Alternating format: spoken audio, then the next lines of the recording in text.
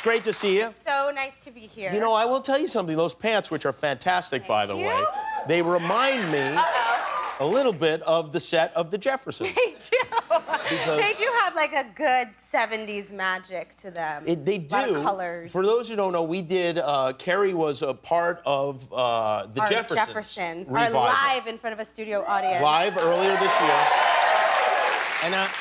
And one of the things, I don't think I've talked about this at all, but I had a black and white television when I was a kid. I didn't have a color TV. And when I showed up and saw the set they'd built, like, I was like, too much. No, I just like, oh, wow, yeah, there are colors there. This is unbelievable. Yeah, there you are with Will Ferrell as gosh. Tom and Helen Willis. We had so much fun. You know, it's funny. Do you know how this, like, kind of with Tom and Helen Willis, you know, Will was one of the producers. Yeah. And he said to me right off the bat, he said, you know, it'd be great if Kerry Washington You're kidding. was Helen Willis. And I was Seriously? like, it would be great. And he said he knew you from your kids' drop school. off. Like the only time I've ever seen him is in my pajamas at drop off. But I must have impressed him with my pajamas. So you know, we know each other, and I asked you if you'd do it, and immediately you said yes. I thought it was your idea, jerk. Well, it's great to have friends in fancy places. it was really the first conversation. Really cool. So I contacted you. Yes. And then I forgot to tell Will that.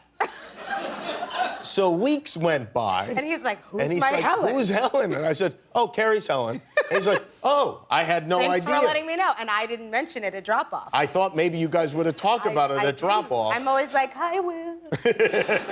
Yeah, well, it's great. And we are doing together, we are producing. I'm very excited to be joining the producing team. On December 18th, Yes, we're going to do Good Times. a holiday episode of All in the Family and Good Times. So excited. That is like, for me, that is one of the shows of my childhood, Good Times. You know what's amazing, too, is how, for better or for worse, how relevant these shows still are. Like, still so funny, still so meaningful. It's going to be great. Remarkably meaningful and remarkably relevant for these. Well, we don't want to reveal which episodes we're going to show, but they really are unbelievable. It's really amazing. Now, Good Times, is that a big show for you, too? Yeah, I mean, we didn't watch a lot of TV in my house growing up. Oh, my gosh, but I'm so sorry. I know. It's neglect. But I used to sneak at a neighbor's house, and we watched all the shows in syndication, all the Norman Lear shows. Yeah, right. Yeah. So great. Good Times is a good one. Great theme song, the whole thing. Yes. Yeah, we have some good surprises. I was just going to say, we might have some surprises. We do. Now, you, in the meantime, since between Scandal and all the various things that you're producing, you did a play on Broadway. I did. I also produced that. You produced that as well. Yeah. And then we brought it to Netflix. American Son. Yes. How do you get involved with something like this in the first place? So this really amazing Broadway producer who I'd worked with in the past, he called and said, it's time for you to come back to Broadway, when he heard that it was going to be Scandal's final season. And I said, no, thank you. I'd like to take a nap, please. Yes. But I really love Jeffrey Richards, and so I trusted him, and I read a couple of things he sent me.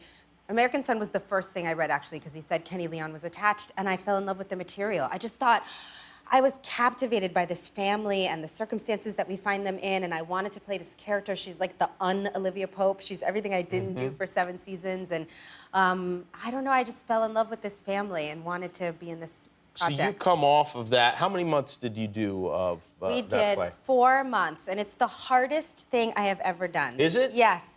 I mean, theater's always really hard, but also what the play and now film is about is it's a parent's worst nightmare. You drop into this real-time 90 minutes. They're in the lobby of a police precinct, a black mom and a white dad. They're desperately looking for their 18-year-old son, who's just had some kind of altercation with the cops, but we don't know what. Right. So we spend the 90 minutes trying to find my kid, my baby, who's not a baby, but he's my baby. And also you learn about this couple, because they're recently separated, but they're still kind of madly in love. And so it's a beautiful, beautiful, very hard film. How many times did you do the play? Like 8 times a week or something like that? Yeah, 8 shows a week, sometimes twice a day. So you did it more than 100 times? Oh, yeah. So you come into the the Jeffersons, and you have all this experience now of being on stage live. I think that's part of why I had so much fun. Like, there were people vomiting backstage. Yeah, you seem like... Everybody was so freaked out. You seem to be the least nervous of everyone. I was really excited. I mean, there was one person who was also not at all nervous, Jamie Foxx. Yeah, Jamie was he is like a pro at nervous. everything, and he's never nervous, which is why it was perfect that he was the one who screwed up. Yeah. It was great. It was Maybe he should have been a little nervous. Maybe a little. Yeah. It was also great too because we were all terrified we were gonna screw up, but it made the show so much better. Who was the most afraid as far as cast members go? You know who shocked me? I don't know if he was the most afraid, but I was the most surprised that Woody Harrelson, the day before, was like, "Why are we doing this?" And I was like, "I don't know, but we all agreed to do it because you're doing it. That's right. You and Jamie are the reason we're all here. So if you're nervous, we're screwed." Yeah, yeah. I think. Yeah. Well, okay. I think maybe there's a reason he was nervous. Moving on. Because Archie only smokes cigars. I think is one of the problems. So, yeah. What about when you're doing a play like that and somebody loses their place or screws up? Like Jamie, you mentioned, he made the most of it. He was the perfect person to screw up. In a way, it was better when he had that flub. Because then I think also with these live shows, sometimes you doubt whether it's real. But when he made that flub, everybody was like, "Oh, this is really live." Right. And also, he's like an exceptional comedian. So he made it work. It was the most graceful flub you could ever have. He's an incredible person. Yes, he really is. If you're doing a serious play, though, what happens? It's very Can you scary. laugh or no? When the person across from you says the thing that they're not supposed to say until 30 minutes later. Oh, sometimes that happens. You're like, oh. We're gonna wrap this one up quick, everybody. Exactly. It's gonna be a 20-minute play tonight.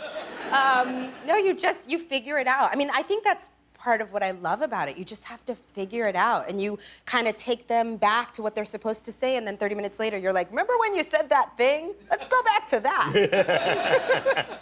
If there's someone in the audience, like a famous person, someone you know, is that bad? It is bad. That's the worst. I never want to know. Like, I hate if my friends sit in the first row because then I can see them, and I just say, like, please don't tell me. But there are certain guests, like when the First Lady came, you have to know because they Melania Trump came to the... No. Oh.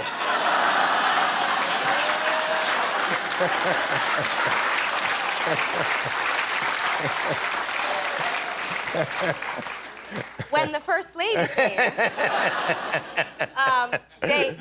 when Michelle Obama came, they shut down the street. So you either think there's a really bad thing happening or this is the night Michelle is coming. So they didn't tell you in advance that Michelle Obama was coming? I don't want them to tell me, but it was, of course, I could tell that Mrs. Obama was going to be in the house. Could you see her in the audience? I couldn't, thank goodness. So they put her in a good spot. They did. Yeah. But they have to rush her out before the curtain call is over, before we're done bowing, so that people don't, like, run up for selfies. Right, yeah. So when I walked off stage, she was already in my dressing room. And I was like, really? Did you like it? And then she was in your car on the way out. Kerry Washington is here. Her play on Netflix is called American Son. We'll be right back. He is the only black person most of those little white kids at his school know. Most of them, only black people they've ever exchanged 2 words with are the Jamaican hospice woman who wipes Bubby's ass and the people at some Habitat for Humanity house they helped build just so they had something to put on their application to Princeton. Look, you I have get to that. understand, Scott, Jamal is going through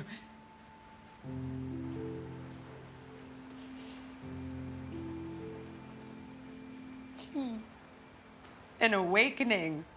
An awakening? Yes. To what? To this. That is Kerry Washington and American Son. It was on Broadway, and now it is on Netflix. Yeah, it was really exciting.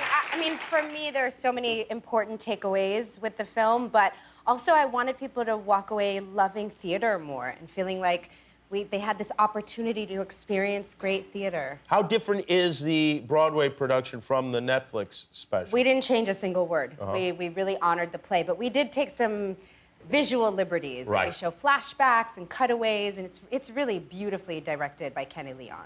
And it's nice to be able to go into a movie and you know all the Having lines rehearsed already. it for 4 months. Yeah, having rehearsed it. It's almost how everything Great. should be done. I wish. I Yeah. wish. Oh, by the way, also of note, and I assume you're aware of this, but since the last time you were here, Kanye West shouted you out in a song.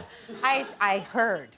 I woke up that morning and my phone was like vibrating. Oh, what? It was really? Yes. Yes. On its own, or people were texting you? Both. These are lyrics from the song All Mine. No. Yeah, you're supermodel thick. Damn, that ass busting out the bottom. I'ma lose my mind in it. Crazy that medulla oblongata. Get to rubbing on my lap. Get the genie out the bottle. If I pull up with a Kerry Washington, that's gonna be an enormous scandal. Why does it sound so bad when I say it? I don't know. He's really good at this. Painful. Do you know Kanye? Did he give you a heads up about this?